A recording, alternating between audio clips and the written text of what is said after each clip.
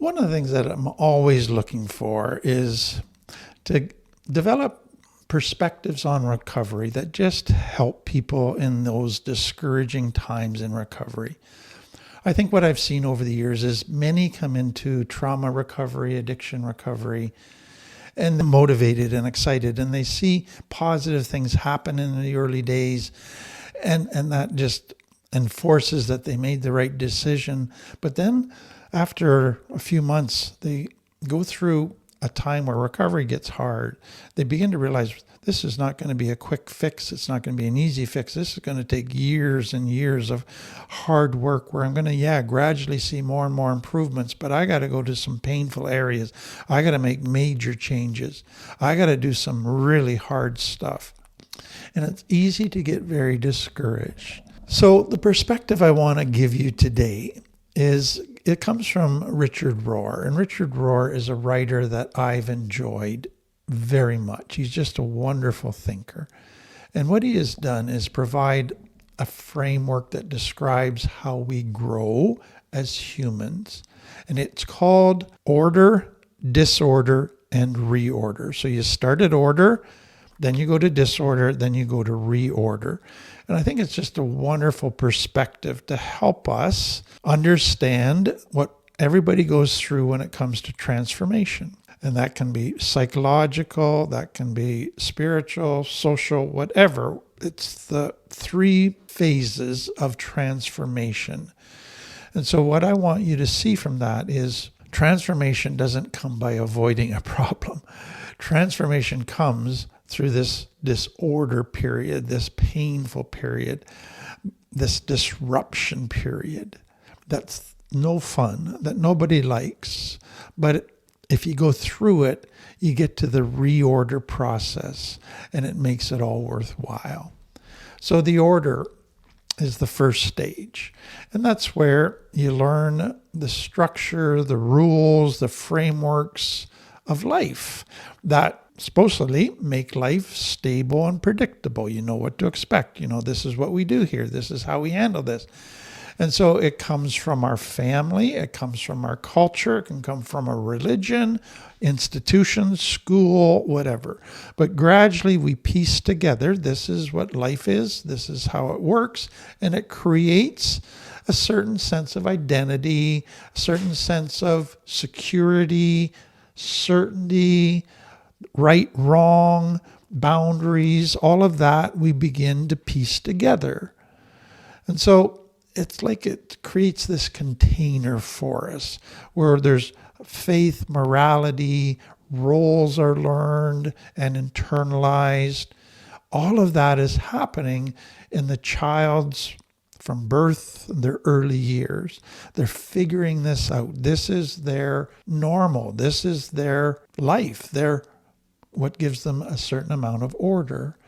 So what you can realize with complex trauma is that the child's order, they learn how to survive in it. They learn how to predict kind of what's going to happen on any given day based on all of the radar cues they pick up from mom and dad, and they learn how to navigate all of that. That becomes their order. They're picking up mom and dad's values. They're picking up stuff from culture, from school, all of those different things. So they have an order that creates a certain amount of security, but some insecurity, fear, but it's their normal. It's what they're used to. It's what they've learned how to live with. It feels normal after a while. And so it's made up of a little bit of healthy and a lot of unhealthy. Or it could be made up of quite a bit of healthy and a bit of unhealthy. But it's a blend. And so the child has that. And they then, out of that, so that kind of is their structure they're handed and they figure out. But then they learn how to adapt, to live within that and be somewhat safe, to survive, to get some of their needs met, to not feel the pain so much. And so they learn to wear masks. They learn to not be vulnerable, to not be authentic, to not connect. They learn to people please, to fawn. They become hypervigilant. So they do all of these things. They develop roles. They develop coping styles. but they're all maladaptive, but it keeps them safe. And they go, these are good. These are right. And that gives them a sense of security and safety to have all of those. But then they also are building an identity that I'm just a caring person. I take care of everybody. Or I'm a troublemaker and I'm proud of it. Or I'm just the quiet one that is always kind of a wallflower, invisible, not making my needs known. That's just me. So they get an identity. So from all of that, you can see that that's their normal. It actually gives them a little bit of a sense of predictability and security amidst the chaos and danger. It kept them alive. It got some of their needs met. It protected them a little bit. And so they go, okay, this is good. That's their stage 1 order.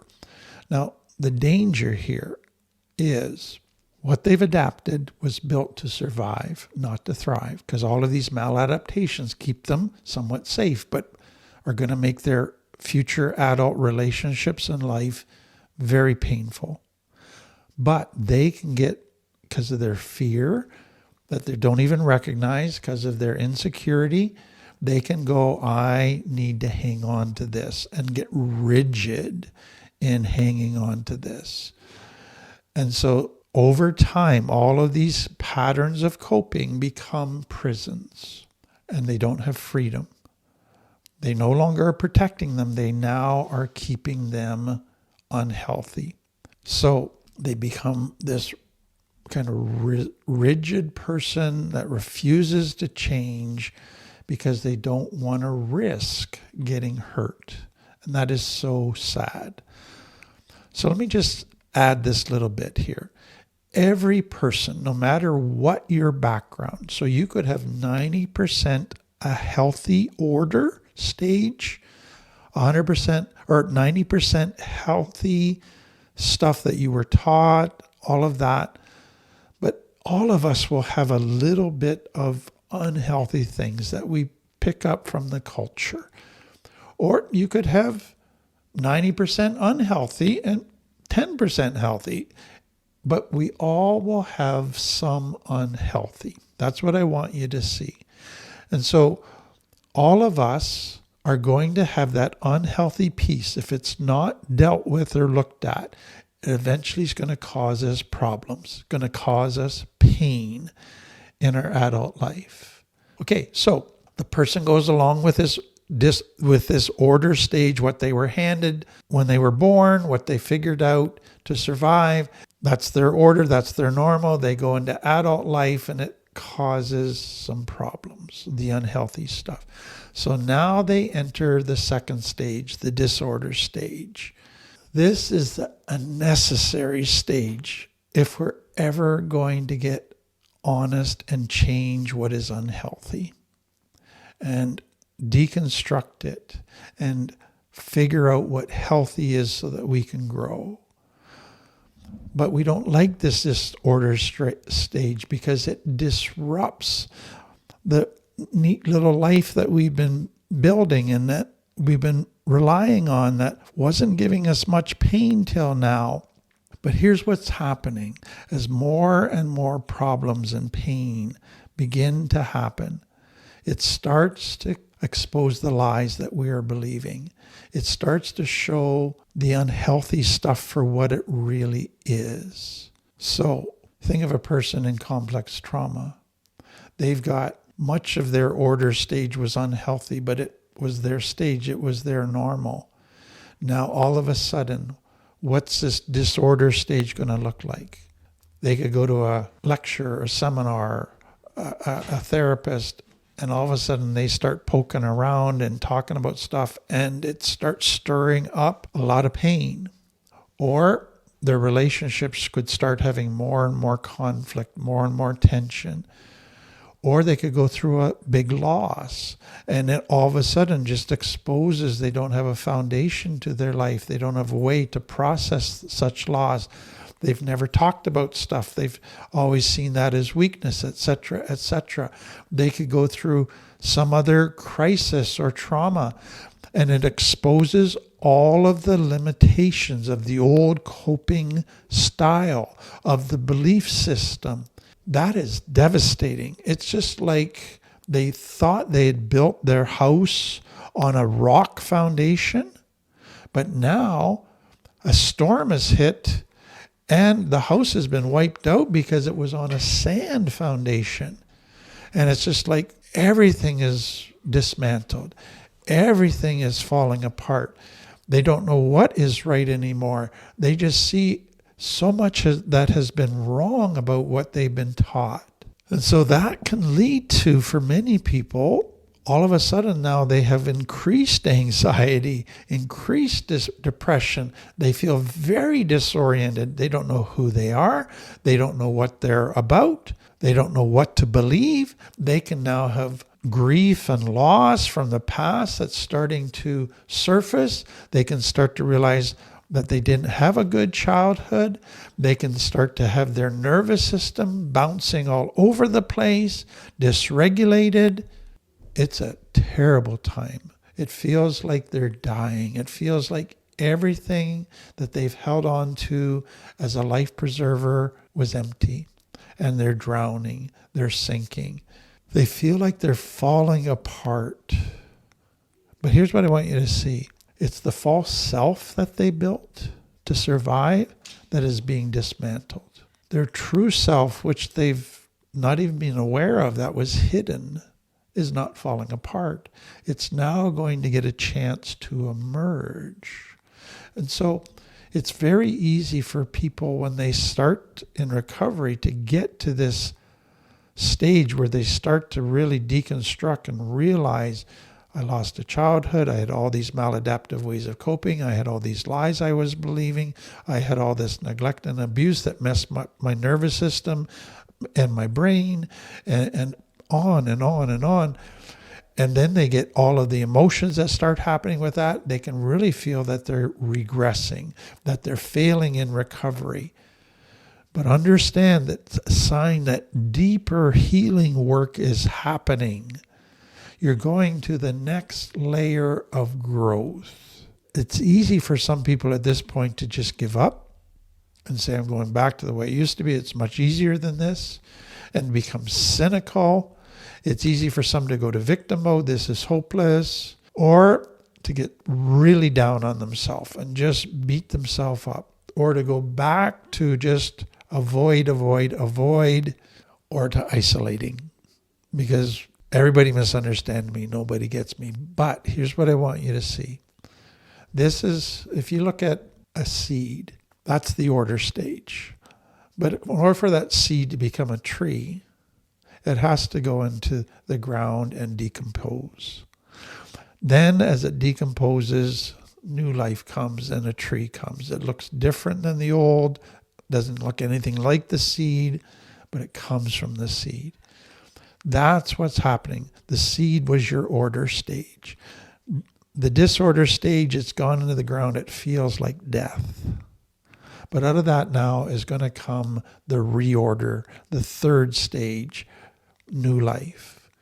And this is when something more beautiful starts to appear. But it's integrating stuff from the first stage and the second stage. It's not saying the first stage was all bad, the second stage was all bad. It's picked up wisdom from both stages and now is bringing that all together into this new life. There's a resilience now, a humility, a compassion to self and to others. There's a wisdom that comes now where now you begin to live from love, not from fear, not from rigid rules. There's a whole different orientation to how you go about life.